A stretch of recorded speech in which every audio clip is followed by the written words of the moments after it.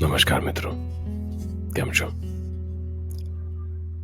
આજે સવારે ઉઠ્યો હતો અને હૃદયમાં ઈચ્છા થઈ કે ગુજરાતીમાં કંઈક સરસ મજાનું લખું. અને પછી કંઈક મનમાં આવ્યું, કંઈક એવું કે જાણે કંઈક લખાવડાવી દીધું.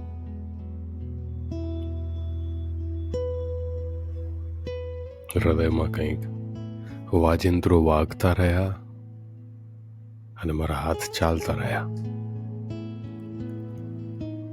અને એમ કરીને હું કંઈક લખતો રહ્યો ને છેલ્લે એક સરસ મજાની એ ખૂબ જ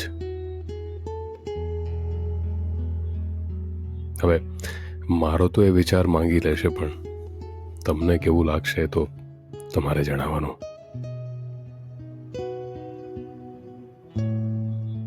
ગુજરાતીમાં છે એટલે પ્રયત્ન કરીશ કે ખાલી સરસ મજાની અને શુદ્ધ ગુજરાતીમાં આપની સાથે સંબોધન કરી શકું, વાત કરી શકું. આપણા બાજુ સંબોધન ખાલી કહું ને તો મારી પર મેસેજીસ આવે કે સંબોધન એટલે શું. પછી હું કહું કે વાત કરી શકો, કે સીધું સીધું બોલને કે વાત કરી શકો. મેસેજો આવે આવા ઘણા બધા સાંભળ્યા પછી કે આટલી બધી શુદ્ધ ગુજરાતી પછી વાત નહીં કરવાની. એનીવેઝ,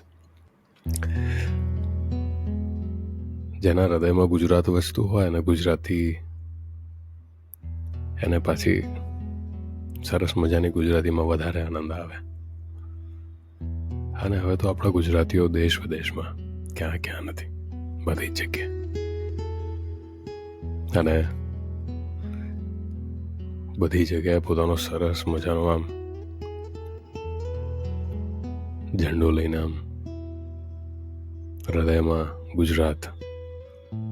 એનીવેઝ, આપણા વાલા ગુજરાતીઓ માટે આપણે ફરી ક્યારેક સરસ મજાની વાત કરીશું.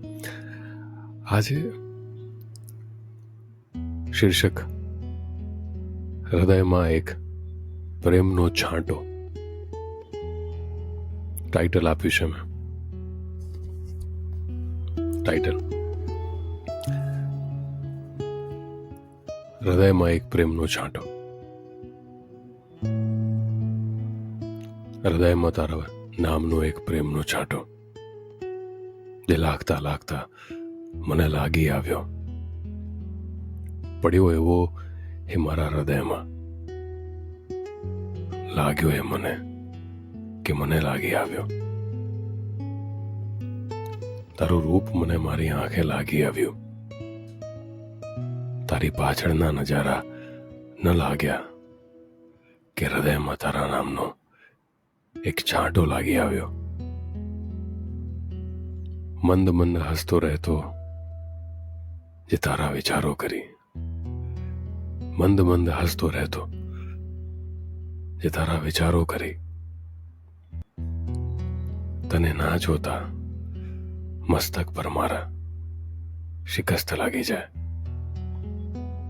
તારા નામનો શ્વાસ મારા મનમાં છંટાયો ને ફરી એકવાર પ્રેમનો શ્વાસ મને લાગી આવ્યો.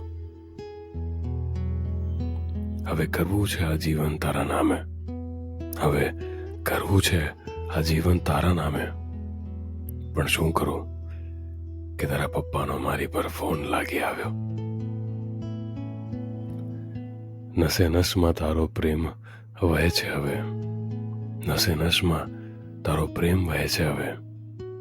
વિચારોને કહું કોઈકને મારી આપ વીતી તો કહે છે એ પણ મને કે તારા હૃદયમાં એના નામનો એક છાંટો લાગી આવ્યો. મારી સ્ક્રીન ઉપર જોઉં ને તમને આ બધું લખેલું ને ભૂસેલું બધું કેટલું બધું દેખાય. એ તો અમે લખતા હોઈએ ને એટલે લખતા લખતા પછી પાછું ભૂસવું પડે અને પછી મનમાં આવે કે યાર કંઈક આના કરતાં સારું લખાઈ શકાય છે. એનીવેઝ, આઈ હોપ કે તમને હૃદયમાં એક પ્રેમનો છાંટો, કદાચ તો આ મારા ખ્યાલથી એક ગઝલ કહી શકાય, કદાચ એક ગીત કહી શકાય. આજકાલ જ્યારથી પોડકાસ્ટ બધું ચાલુ કર્યું છે ને, એટલે મને હૃદયમાં આવે કે એટલે લખાણ કરવાનું, જ્યારે લખવાનું ચાલુ કર્યું તો મને હૃદયમાં આવે કે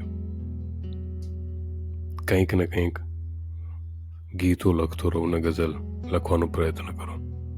પછી સમય ઓછો મળે એટલે ના લખી શકું, પણ આ એક પ્રયત્ન તો છે. હવે તમને આ પ્રયત્ન ગમે તો સારું, તો સાંભળતા રહેજો. સરસ મજાનું. અને પહેલાંના ગુજરાતી પોડકાસ્ટમાં મેં એક સરસ મજાનું ગીત રેકમેન્ડ કર્યું હતું, આજે ફરી કરું. ઘણા કદાચ દિવસો અને મહિનાઓ થઈ ગયા હશે આપે આ સાંભળ્યું, કદાચ ન હોય તો સાંભળી લેજો. નયનને બંધ રાખીને મેં જ્યારે તમને જોયા છે, તમે છો એના કરતાં વધારે મેં તમને જોયા છે. સાંભળજો, મજા આવશે, બહુ જ સરસ છે.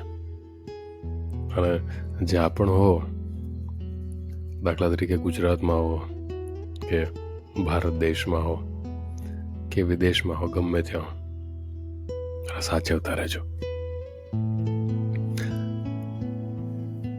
આજકાલ પાછું ઘણું બધું બખડ જંતર ચાલે છે, એટલે થોડું સાચવીને ચાલવાનું